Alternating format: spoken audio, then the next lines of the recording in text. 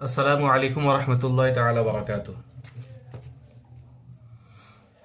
आज हम लोग पढ़ेंगे। सबसे पहले हम लोग जानेंगे कि कुरान शरीफ को हम लोग कैसे सीखें। कुरान शरीफ को सीखना कोई बड़ी चीज़ नहीं है। अल्लाह तबारक व तआला ने मुसलमानों के लिए कुरान शरीफ को आसान कर दिया है। बस उसके कुछ रूल रेगुलेशन हैं, कुछ तरीक़े हैं, कुछ कवानीन हैं। अगर उस तरीक़े को और कवानीन को यानी कानून जो है अरबी किस तरह पढ़ा जाए और उसकी अदायगी कैसी होगी, अगर हम लोग जान लेंगे तो इंशाअल्लाह ताला बहुत जल्द ही हम लोग सीख लेंगे। ज़माने में देखा जाता है दुनिया में बहुत सारे लोग, बच्चे तो हैं, कोई अपार्टमेंट में रहते हैं और कोई कहीं और रहते हैं, तो कुरान शरीफ सीख नहीं पाते हैं। और बच्चों के हाथ में जब से मोबाइल आया है तो वो सीख नहीं पा रहे हैं और वो शॉर्ट्स वगैरह और दीगर वीडियो वगैरह देख करके वो अपनी पढ़ाई को ख़त्म कर दे रहे हैं।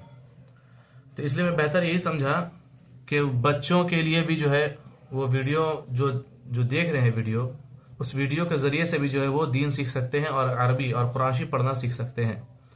और कुछ जवान को भी मद्देनज़र रखा गया है कि कुछ जवान हजरात भी ऐसे हैं जो बचपन में पढ़ ना सके, लेकिन अब जो है जवानी आ गई, पढ़ना चाहते हैं लेकिन मौका नहीं मिल पा रहा है। तो मैं चाह रहा हूं कि उनको एक ऐसा मौका दिया जाए जो फ्री ऑफ कॉस्ट, अगर ये वीडियो क्लास बाय क्लास चलेगा, जैसे कि आज ये तख्ती नंबर 1 पढ़ाया जाएगा, तख्ती नंबर 1 में क्या है और इसको कैसे पढ़ेंगे, उस तरह तख्ती नंबर 2 भी देखेंगे क्या है क्या नहीं है। इन तमाम चीज़ों को मद्देनज़र रखते हुए हम लोग आगे पढ़ेंगे। और याद रखें, अगर क्लास शुरू कर रहे हैं तो सारी वीडियो देखें। जब क्लास बाय क्लास जब सारी वीडियो आएगी तो हमें तमाम वीडियो को देखना ज़रूरी है ताकि हम कुरान शरीफ सही तरीके से और जल्द से जल्द सीख सकें। 5 से 6 मिनट, हाईएस्ट 10 मिनट की वीडियो रहेगी। उसमें अगर डेली आप एक वीडियो में टाइम दे देते हैं तो इंशाअल्लाह ताला अल्लाह की ज़ात से उम्मीद है कि बहुत जल्द ही आप कुरान शरीफ पढ़ना सीख जाएंगे। सबसे पहले हम देखेंगे तख्ती नंबर 1। तख्ती नंबर 1 में क्या है? मुफरदात। मुफरदात फर्द से आया है। फर्द कहते हैं एक को, तने तनहा को। यानी मुफरदात अलग अलग जो हर्फ हैं, जो एक एक करके लिखा हुआ है, देख रहे हैं वो एक एक घर, एक एक हाउस, एक एक होम जो बना हुआ है, एक एक हर्फ का, एक एक वर्ड का, तो उसको कहते हैं मुफरदात। तख्ती नंबर 1 क्या है? मुफरदात। अलग अलग हरफों को मुफरदात कहते हैं। फिर से जान लें, तख्ती नंबर 1 क्या है? मुफरदात। अलग अलग हरफों को मुफरदात कहते हैं। जैसे ये अलिफ है और ये बा है और ये ता है, जब अलग अलग लिखे हुए हैं तो इनको कहेंगे मुफरदात। अब पढ़े हम लोग, ये जो सबसे पहला है इसे क्या कहते हैं? इसे कहते हैं अलिफ। फिर से कहेंगे, इसे कहते हैं अलिफ। ये है बा। बा। दोनों होठ जो भींगे हुए जो होठ हैं, एक होता है सूखा होठ जो ठंडी में होठ फट जाते हैं, है ना, और जो होठ ना फटे जो भींगा हमेशा रहता है, वो दोनों होठ मिला करके, अंदर के होठ वालों को मिला करके बा पढ़ते हैं, बा। उसके बाद है ये ता। ता। सा। सीन की आवाज में सीटी की तरह आवाज निकलती है और ठीक जो है वो नोक जुबान जो है वो ऊपर की तरफ जब सटाएंगे, हल्का सा दांत के किनारे की तरफ, वो सा अदा होगा, है ना, सा। यानी कि सीटी की आवाज नहीं आएगी बल्कि आवाज थोड़ी सी दबकर रहेगी, सा। जीम।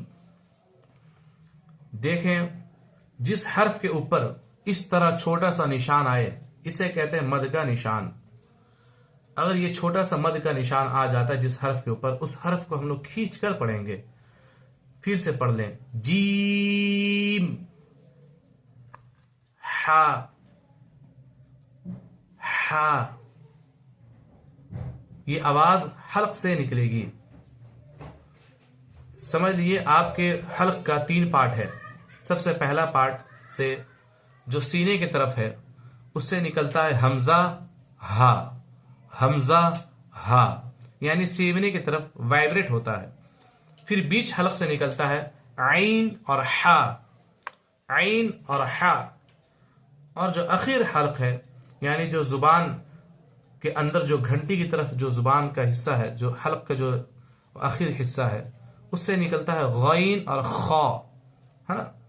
फिर से पढ़े हम लोग, जीम, हा, खा, खा। फिर देखें यहां मद का निशान है, तो इसे हम लोग क्या करेंगे, खींचेंगे। दाल,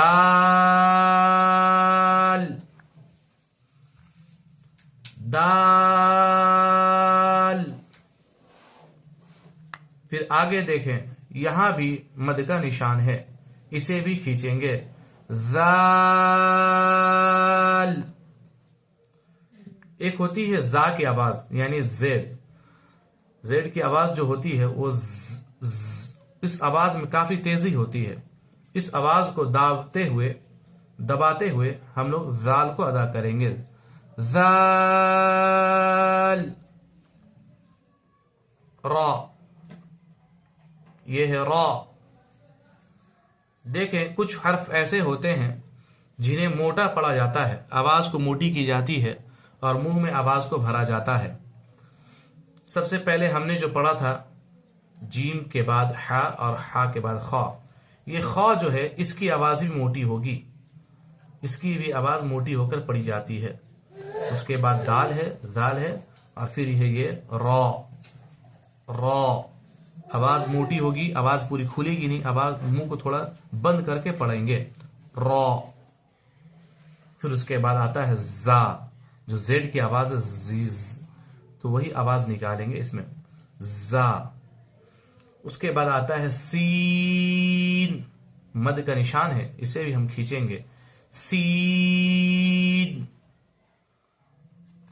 शीन, ये आवाज थोड़ी मोटी पढ़ाएगी, ये है सीन, शीन, शीन। फिर इसे हम थोड़ा सा मुंह को बंद करके, मुंह भर के मोटा करके पढ़ेंगे। Saud, Saud, dop, dop.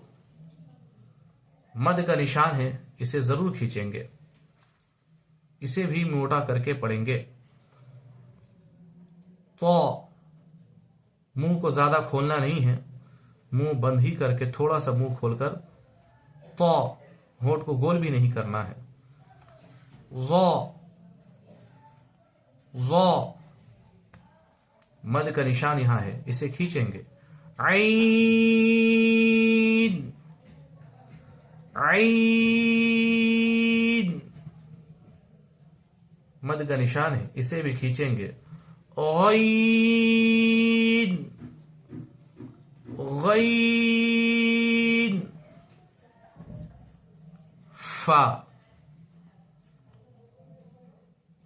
फा। ऊपर का दांत और नीचे के होठ से मिलकर जो बीच से हवा निकलेगी, उस हवा की आवाज से फा अदा होगी, फा, फा। देखिए यहां भी मद का निशान है, इसे खींचेंगे और होठ को गोल नहीं करना है, थोड़ा सा मुंह खोल करके आवाज भर के पढ़ेंगे और मोटी करके पढ़ेंगे। कौफ, ये आवाज हल्क से निकलती है, कौफ। उसके बाद यहां भी मद का निशान, इसे खींचेंगे, ये बारीक पढ़ाएगा, यानी मुंह खोलकर पूरा पढ़ेंगे। काफ, काफ, लाम, लाम, मीम। जो सूखे होठ हैं, जो हमेशा होठ सूखे रहते हैं, उनको हम लोग जुबान के जरिए से हल्का सा थूक लगा जिसे भिगाते हैं, और जो ठंडी की वजह से जो होठ भीग फट जाता है, जो सूखे होठ है, वो दोनों सूखे होठ मिला करके मीम अदा होता है। Meme, meme.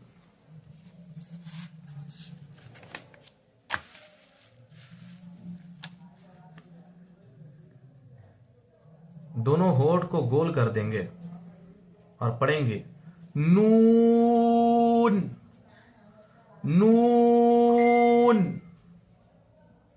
दोनों होठ को गोल करके रखेंगे, फिर खोलेंगे, फिर बंद कर देंगे, फिर खोलेंगे, फिर बंद कर देंगे।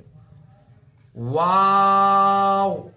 जैसे कि मिसाल के तौर पर हमें कोई चीज अच्छी लगती है, इंग्लिश हम लोग कहते हैं वाव, बहुत अच्छी चीज है। तो बस उसी तरह हमें इसे अदा करेंगे और थोड़ा सा खींच कर पढ़ना है। वाव। ये आवाज सीने की तरफ से निकलेगी, सीने वाइब्रेट सा महसूस होगा। हा, हा, जिसे कहते हैं शुरू हल्क। शुरू हल्क से हमजा और हा अदा होता है। हा, हमजा, हमजा। या, या, या। आज के लिए इतनी वीडियो ही काफी है, और ये आप लोग जरूर बार बार सुने और देखें और समझें और इसे याद करें। इंशा अल्लाह ताला जब ये किताब मुकम्मल हो जाएगी तो किसी जरिए से आप लोगों का इम्तिहान भी लिया जाएगा। खास करके जवान हजरात जो नहीं पढ़ सकते हैं, जो नहीं पढ़ पाए अब तक, वो जरूर इस वीडियो से देखकर कुरान पढ़ना सीख लें। अस्सलामु अलैकुम वरहमतुल्लाहि तआला वबरकातुहू।